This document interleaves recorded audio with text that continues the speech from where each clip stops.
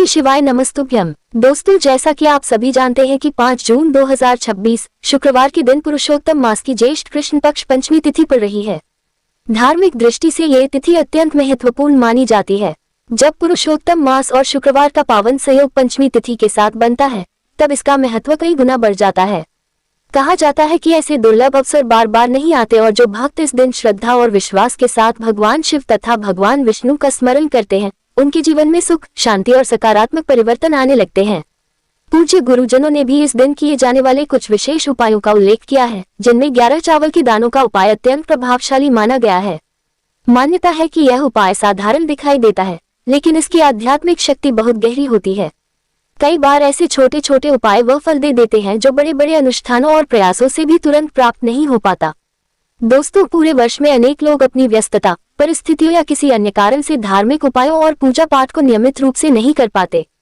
कई बार मन में इच्छा होने के बावजूद अवसर निकल जाता है, लेकिन पुरुषोत्तम मास की यह पावन पंचमी तिथि ऐसे लोगों के लिए भी एक विशेष अवसर लेकर आती है। यदि किसी ने अब तक इस प्रकार के उपाय नहीं किए हैं, तो भी वह इस दिन श्रद्धापूर्वक इस उपाय को करके पुण्य लाभ प्राप्त कर सकता है।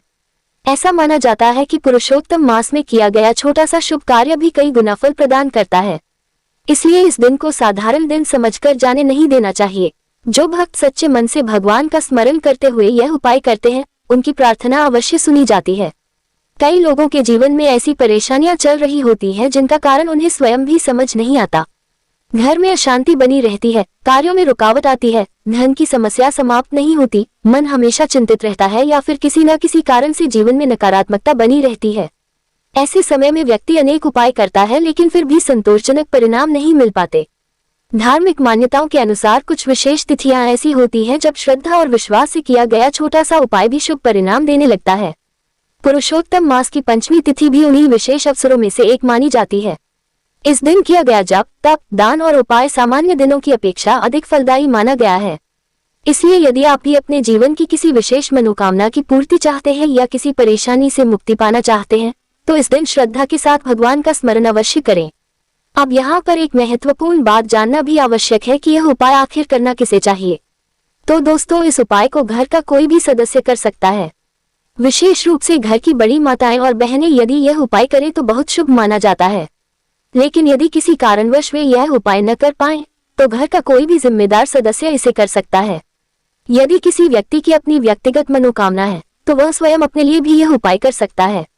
वहीं यदि कोई अपने पूरे परिवार की सुख समृद्धि, स्वास्थ्य और शांति के लिए यह उपाय करना चाहता है, तो वह भी पूर्ण श्रद्धा के साथ इसे कर सकता है। इस उपाय में सबसे अधिक महत्व भावना, विश्वास और भक्ति का होता है। जो व्यक्ति सच्चे मन से भगवान का स्मरण करता है, उसकी प्रार्थना अवश्य भगवान तक पहुंचती है। इसलिए इस उपाय को करते समय मन में किसी प्रकार का संदेह नहीं रखना चाहिए और पूर्ण आस्था के साथ भगवान शिव का ध्यान करना चाहिए।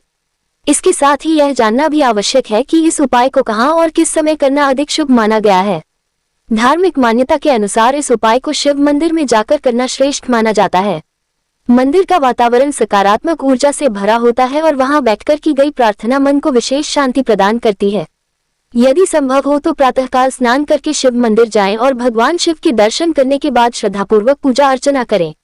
प्रातःकाल का समय विशेष रूप से शुभ माना गया है, क्योंकि उस समय वातावरण शांत और पवित्र होता है।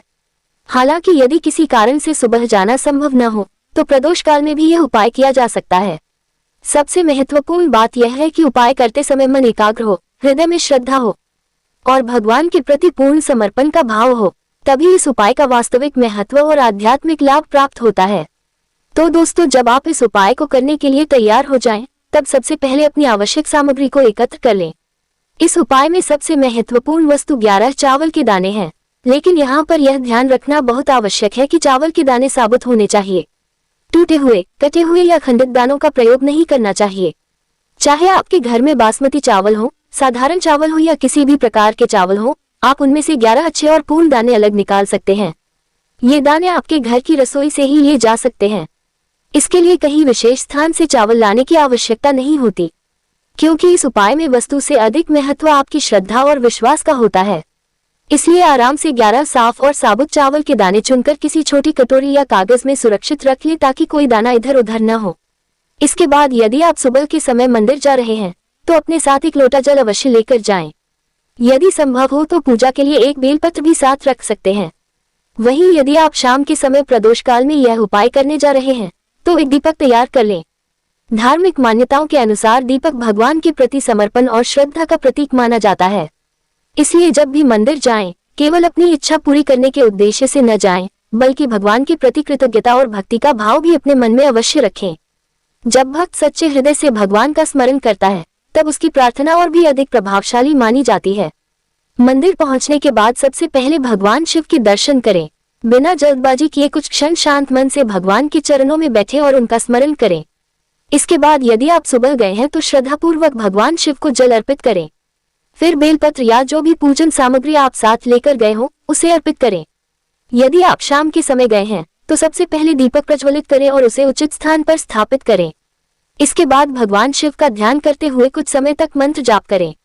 जब आपका मन पूरी तरह शांत हो जाए और आपको भीतर से एक सकारात्मक अनुभूति होने लगे तब इस विशेष उपाय को प्रारंभ करें, क्योंकि किसी भी धार्मिक कार्य का वास्तविक फल तभी प्राप्त होता है जब वह मन की एकाग्रता और भक्ति के साथ किया जाए। अब अपने साथ लाए गए 11 चावल के दानों को अपने सामने रख लें। भगवान शिव के शिवलिंग की ओर श्रद्धापूर्वक दृष्टि रखें और मन में अपनी मनोकामना का स्मरण करें। इसके बाद एक एक करके चावल का दाना अपने दाहिने हाथ से उठाएं।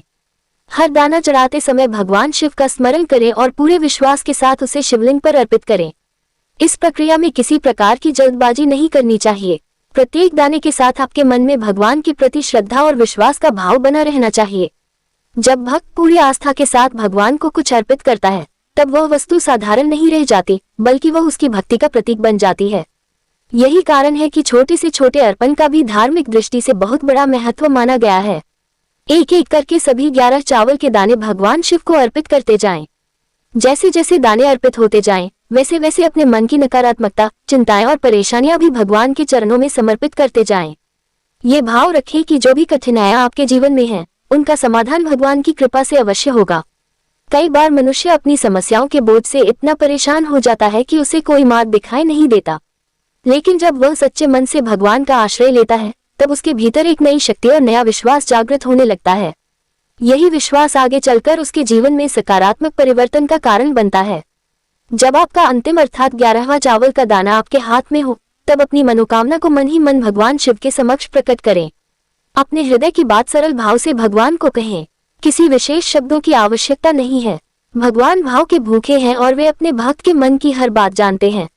इसलिए पूरी श्रद्धा और विश्वास के साथ अपनी प्रार्थना करें और फिर उस अंतिम चावल के दाने को भी शिवलिंग पर अर्पित कर दें।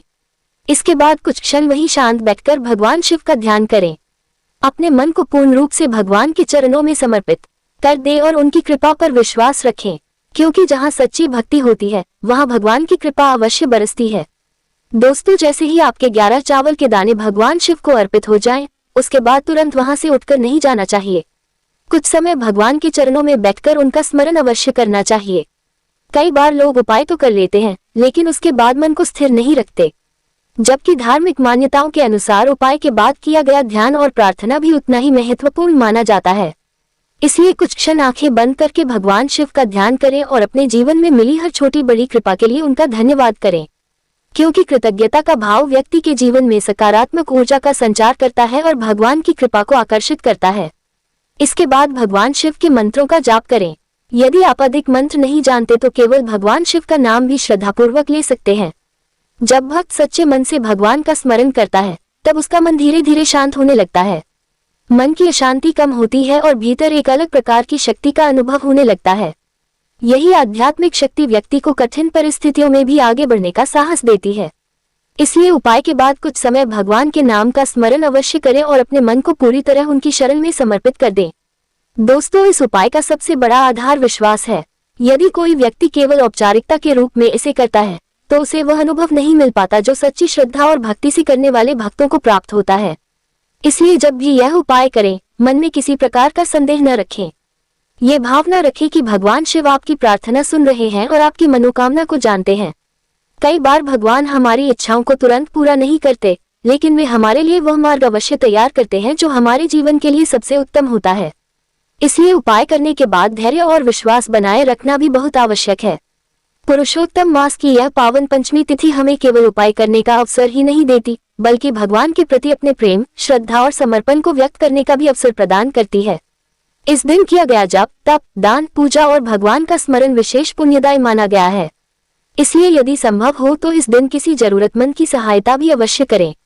मधुर वाणी बोले, किसी का दिल न दुखाएं और भगवान का नाम लेते रहें, क्योंकि सच्चा धर्म केवल पूजा तक सीमित नहीं होता, बल्कि हमारे व्यवहार और कर्मों में भी दिखाई देता है।